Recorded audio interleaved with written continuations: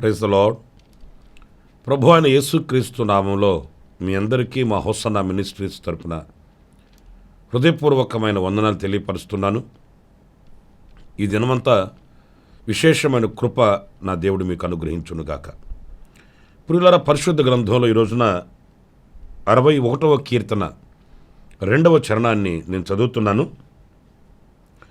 నా ప్రాణము తల్లడిల్లగా భూదిగంతముల నుండి నీకు మొరపెట్టుచున్నాను. నేను ఎక్కలేనంత ఎత్తైన కొండపైకి నన్ను ఎక్కించుము. ప్రియులారా, చూడండి, ఈ వాక్య భాగంలో నేను ఎక్కలేనంత ఎత్తైన కొండపైకి నన్ను ఎక్కించుము అనే ఆశ ఈ దైవజనుని హృదయంలో మనం చూస్తూ ఉన్నాము. అంటే ఆయన ప్రాణము తల్లడిల్లగా ఆయన ప్రభు సన్నిధిలో మొరపెట్టుకుంటున్నాడు. వాస్తవానికి ఏదైనా శోధనలు, శ్రమలు, ఇబ్బందులు మనకు కలిగినప్పుడు ఆధ్యాత్మికంగా మనం కృంగిపోవడం, దిగజారిపోవడం, అనర్థాలని ఆలోచించుకోవడం ఇలాంటివి సర్వసాధారణంగా జరుగుతూ ఉంటాయి. ఈ శోధనలు, వేదనలు, బాధలు ఇలాంటివి కలిగినప్పుడు విశ్వాసమందు కూడా పట్టు కోల్పోతూ ఉంటాము.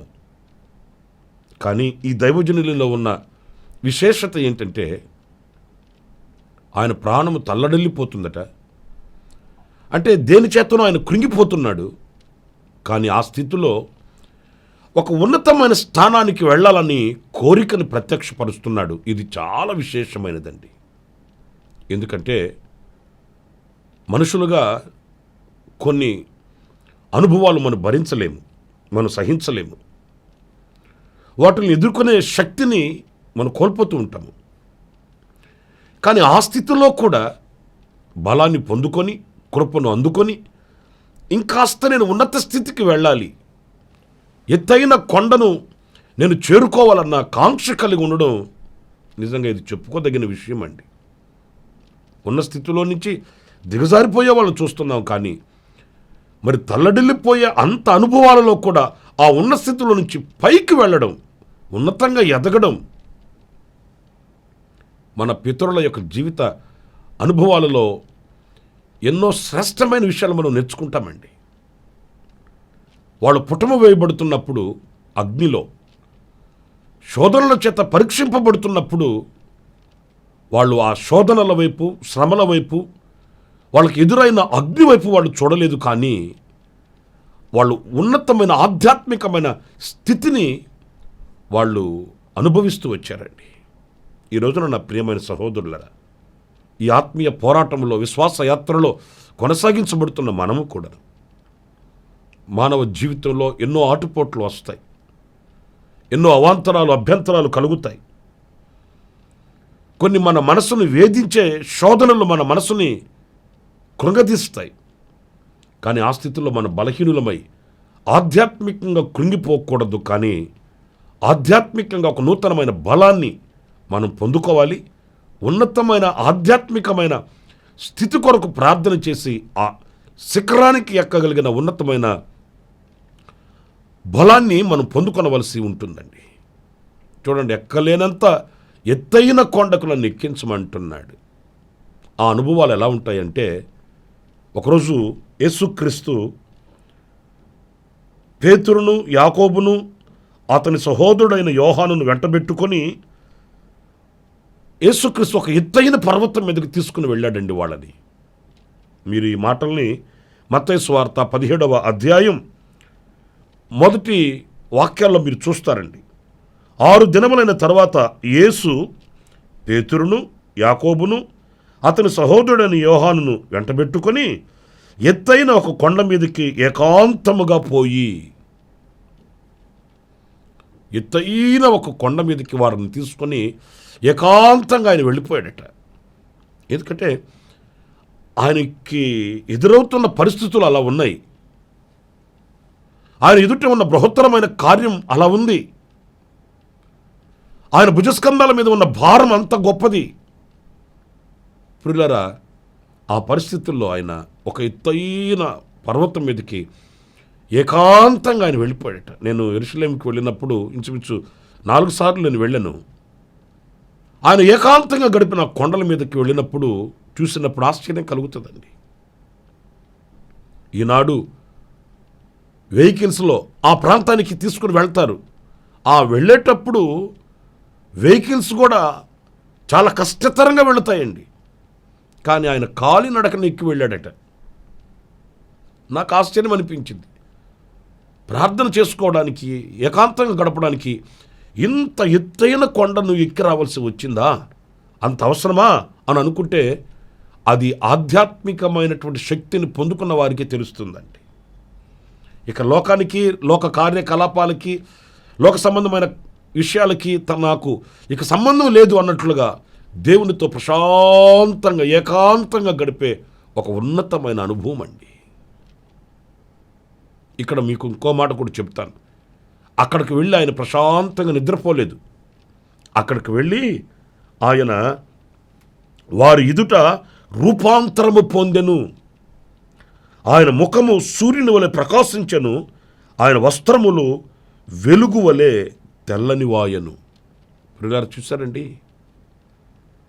ఆ ఎత్తైన అనుభవం ఏం చూపిస్తుందంటే రూపాంతరపు అనుభవం. ఆయన ముఖము సూర్యుని వలె ప్రకాశిస్తుంది. ఆయన వస్త్రములు వెలుగు వలె ప్రకాశిస్తున్నాయి. ఆ ఎత్తైన కొండ మీద జరిగే ఆ మార్పు ఏంటి అనంటే ఆ రూపాంతరపు అనుభవాలలో మనం ప్రత్యక్షమవ్వడం.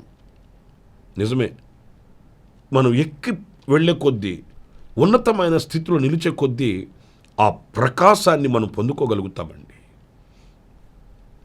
ఆ వెలుగు సంబంధమైన జీవితాన్ని మనం ప్రత్యక్షపరచగలుగుతామండి. ఆ సూర్యుని వలె ప్రకాశించుచున్న అనుభవాల్ని మనం అనేకులకు ప్రత్యక్షపరచగలుగుతామండి. ఎప్పుడు అనంటే ఆ ఎత్తైన అనుభవానికి ఎక్కి వెళుతున్నప్పుడు. కానీ ఈ రోజున ఆ దిగిపోతున్న అనుభవాలలో మనకున్న ప్రభావము, మనకున్న ప్రత్యక్షత, మనకున్న ప్రసన్నత అన్ని కోల్పోవలసి వస్తుంది. ప్రియులారా, చూడండి, ఆయన శిష్యులను వెంటబెట్టుకుని అక్కడికి వెళ్ళి ఆయన రూపాంతరము చెంది ఆయనగా కాకుండా ఆయన ఒక మహిమాన్వితునిగా అక్కడ ప్రత్యక్షమయ్యాడు. అందుకే కాబోలు ఈ దావీదు నన్ను ఎత్తైన కొండకు ఎక్కించమని కోరుకున్నాడు.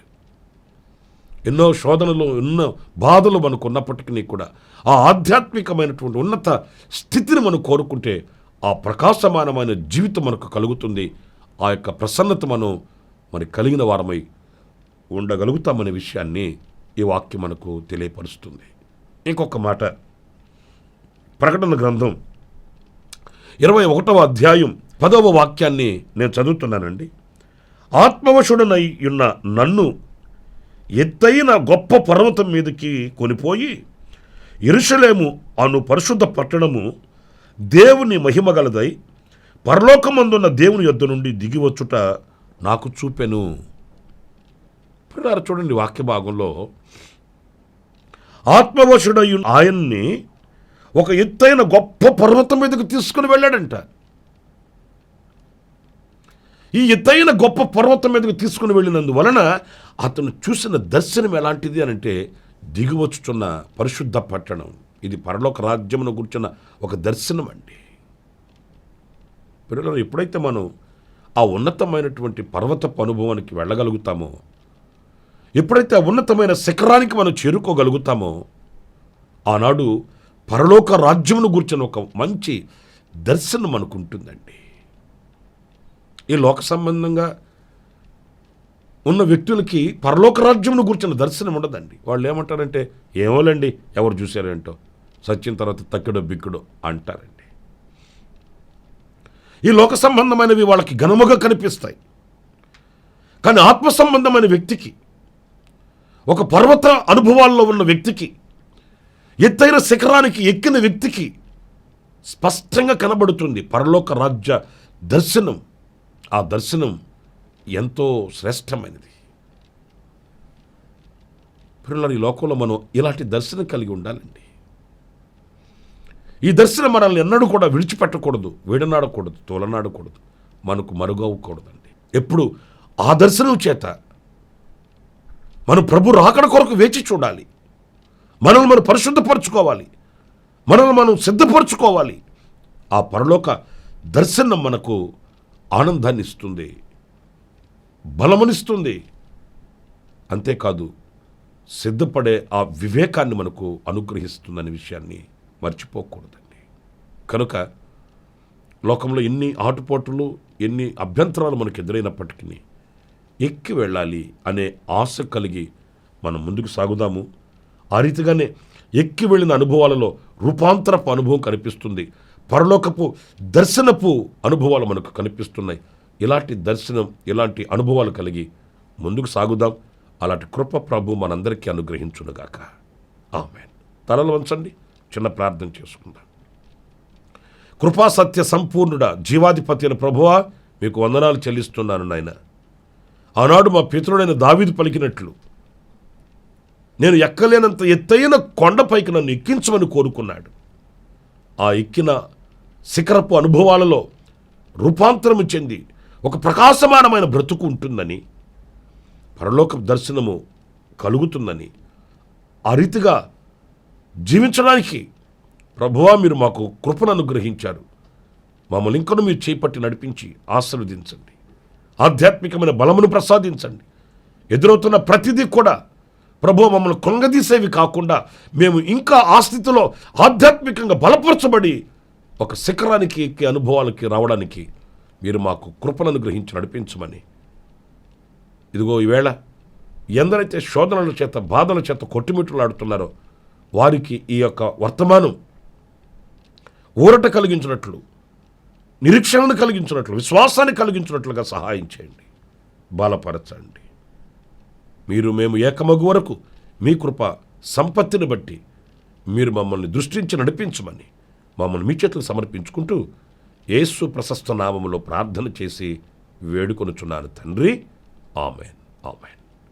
ప్రభు మిమ్మల్ని ఆశీర్వదించి దీవించునుగాక. ఈ దినమంత విశేషమైన కృప నా దేవుడు మీకు అనుగ్రహించునుగాక. అలాగే ఎవరైనా జన్మదిన శుభవేడుకలు జరుపుకుంటూ ఉంటే నా దేవుడు నిండు ఆయుష్ను, ఆరోగ్యాన్ని, క్షేమాన్ని సమృద్ధిగా మీకు అనుగ్రహించునుగాక. శ్రమలలో ఉన్నవానికి ఆయన తోడై, నీడై, కృపనిచ్చి, విడుదలిచ్చి కాపాడునుగాక. ఆమేన్. ప్రతి దినము ఈ అనుదిన కృపాను సందేశాల కొరకు, ఇంకా మరిన్ని ఆత్మ సంబంధమైన సందేశాల కొరకు ఈ మా యూట్యూబ్ ఛానల్ ని సబ్స్క్రైబ్ చేసుకోండి. Pastor Ramesh, hosanna ministries.